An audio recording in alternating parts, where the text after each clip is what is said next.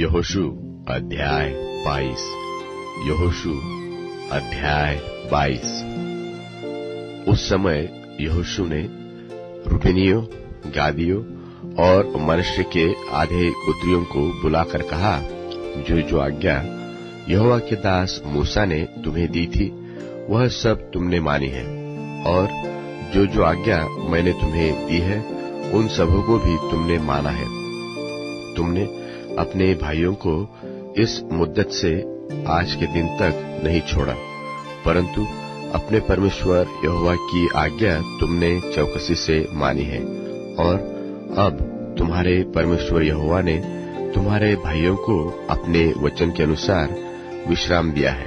इसलिए अब तुम लौटकर अपने अपने डेरों को और अपने निजी भूमि में, जिसे यहोवा के दास मूसा ने यरदन पार तुम्हें दिया है, चले जाओ।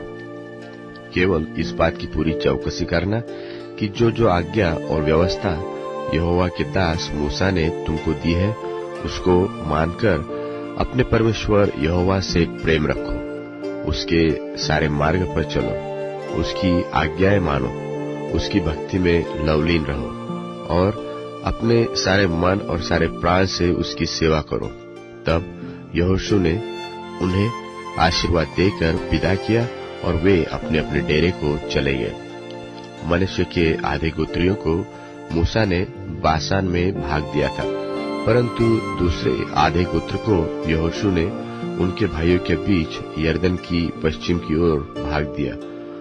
उनको जब यहोशू ने विदा किया कि अपने अपने डेरे को जाए, तब उनको भी आशीर्वाद देकर कहा, बहुत से पशु और चांदी, सोना, पीतल, लोहा और बहुत से वस्त्र और बहुत धन संपत्ति लिए हुए अपने अपने डेरे को लौट जाओ और अपने अपने शत्रुओं की लूट की संपत्ति को अपने भाइयों के संग बांट लेना। तब रूबेनी, गादी और मनश्शे के आधे गोत्री इस्राएल के पास से निकाल, अर्थात कनान देश के शिलोह नगर से अपनी गिलाद नाम निज भूमि में, जो मूसा ने दिलाई हुई यहोवा की आज्ञा के अनुसार उनकी निज भूमि हो गई थी, जाने की मनसा से लौट आए। और जब रूबेनी, गादी और मनश्शे के आधे गोत्री यरदन की उस तराई में पहुंचे जो कनान देश में है, तब उन्होंने वहां देखने योग्य एक बड़ी वेदी बनाई। और इसका समाचार इसराइलियों के सुनने में आया कि रूबेनियों, गादियों और मनश्शे के आधे गोत्रियों ने कनान देश के सामने यरदन की तराई में, अर्थात उसके उस पार जो इसराइलियों का है, एक वेदी बनाई है। जब इसराइलियों ने यह सुना, तब इसराइलियों की सारी मंडली उनसे लड़ने के लिए चढ़ाई करने को शिलोह में इकट्ठी हुई। तब इसराइलियों ने रूबेनियों, गादियों और मनश्शे के आधे गोत्रों के पास गिलाद देश में एलीआजर याजक के पुत्र पिनहास को और उसके संग 10 प्रधानों को, अर्थात इस्राएल के एक एक गोत्र में से पूर्वजों के घरानों के एक एक प्रधानों को भेजा। और वे इस्राएल के हजारों में अपने अपने पूर्वजों के घरानों के मुख्य पुरुष थे। वे गिलाद देश में रूबेनियों, गादियों और मनश्शे के आधे गोत्री के पास जाकर कहने लगे, यहोवा की सारी मंडली यह कहती है कि तुमने इसराइल के परमेश्वर यहोवा का यह कैसा विश्वासघात किया। आज जो तुमने एक वेदी बना ली है, इसमें तुमने उसके पीछे चलना छोड़कर उसके विरुद्ध आज बलवा किया है। सुनो, क्या पूर्व के विषय का अधर्म हमारे लिए कुछ कम था? यद्यपि यहोवा की मंडली को भारी दंड मिला, तो भी आज के दिन तक हम उस अधर्म से शुद्ध नहीं हुए। क्या वह तुम्हारी दृष्टि में एक छोटी बात है कि आज तुम यहोवा को त्याग कर उसके पीछे चलना छोड़ देते हो? आज तुम यहोवा से फिर जाते हो और कल वह इस्राएल की सारी मंडली से क्रोधित होगा। परंतु यदि तुम्हारी निज भूमि अशुद्ध हो, तो पार आकर यहोवा की निज भूमि में, जहाँ यहोवा का निवास रहता है, हम लोगों के बीच में अपनी अपनी निज भूमि कर लो। परंतु हमारे परमेश्वर यहोवा की वेदी को छोड़ और कोई वेदी बनाकर न तो यहोवा से बलवा करो और न हमसे देखो, जब जेरह के पुत्र आकान ने अर्पण की हुई वस्तुओं के विषय में विश्वासघात किया, तब क्या यहोवा का कोप इस्राएल की पूरी मंडली पर न भड़का और पुरुष के अधर्म का प्राणदंड अकेले उसी को न मिला?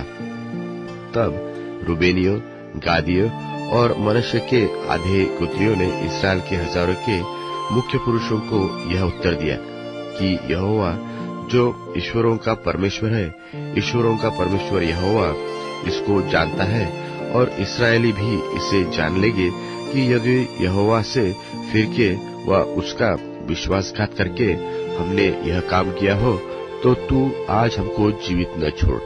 यदि आज के दिन हमने वेदी को इसलिए बनाया हो कि यहोवा के पीछे चलना छोड़ दे, व इसलिए कि उस पर होम बलि, अन्न बलि व मेल बलि चढ़ाए, तो यहोवा आप इसका हिसाब ले। परंतु हमने इसी विचार और मनसा से यह किया है कि कहीं भविष्य में तुम्हारे संतान हमारे संतान से यह न कहने लगे कि तुमको इस्राएल के परमेश्वर यहोवा से क्या काम। क्योंकि हे रूबेनियों, हे गादियों, यहोवा ने जो हमारे और तुम्हारे बीच में यरदन को हद ठहरा दिया है, इसलिए यहोवा में तुम्हारा कोई भाग नहीं है। ऐसा कहकर तुम्हारी संतान हमारे संतान में से यहोवा का भय छुड़ा देगी। इसलिए हमने कहा, आओ हम अपने लिए एक वेदी बना ले, वह होम बलि व मेल बलि के लिए नहीं, परंतु इसलिए कि हमारे और तुम्हारे और हमारे बाद हमारे और तुम्हारे वंश के बीच में साक्षी का काम दे। इसलिए कि हम होम बलि, मेल बलि और बलिदान चढ़ाकर यहोवा के सन्मुख उसकी उपासना करें, और भविष्य में तुम्हारी संतान हमारे संतान से यह न कहने पाए कि यहोवा में तुम्हारा कोई भाग नहीं। इसलिए हमने कहा कि जब वे लोग भविष्य में हमसे व हमारे वंश से यो कहने लगे, तब हम उनसे कहेंगे, यहोवा के वेदी के नमूने पर बनी हुई इस वेदी को देखो, जिसे हमारे पुरखाओं ने होम बलि व मेल बलि के लिए नहीं बनाया, परंतु इसलिए बनाया था कि हमारे और तुम्हारे बीच में साक्षी का काम दे। यह हमसे दूर रहे कि यहोवा से फिरकर आज उसके पीछे चलना छोड़ दे और अपने परमेश्वर यहोवा की उस वेदी को छोड़कर जो उसके निवास के सामने है, होम बलि और अन्न बलि व मेल बलि के लिए दूसरी वेदी बनाए। रूबेनियों, गादियों और मनश्शे के आधे गोत्रियों की इन बातों को सुनकर पिनहास याजक और उसके संग मंडली के प्रधान, जो इस्राएल के हजारों के मुख्य पुरुष थे, वे अति प्रसन्न हुए। और एलीआजर याजक के पुत्र पिनहास ने रूबेनियों, गादियों और मनश्शेइयों से कहा, तुमने जो यहोवा का ऐसा विश्वासघात नहीं किया, इससे आज हमने यह जान लिया कि यहोवा हमारे बीच में है, और तुम लोगों ने इस्राएलों को यहोवा के हाथ से बचाया है।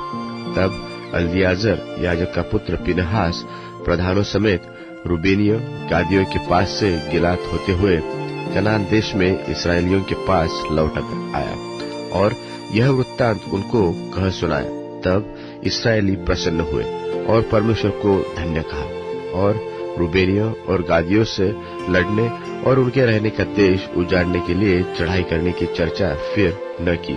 और रूबेनियों और गादियों ने यह कहकर कि यह वेदी हमारे और उनके मध्य में इस बात का की साक्षी ठहरे कि यहोवा ही परमेश्वर है, उस वेदी का नाम एद रखा गया, जिसका अर्थ ना मतलब साक्षी है।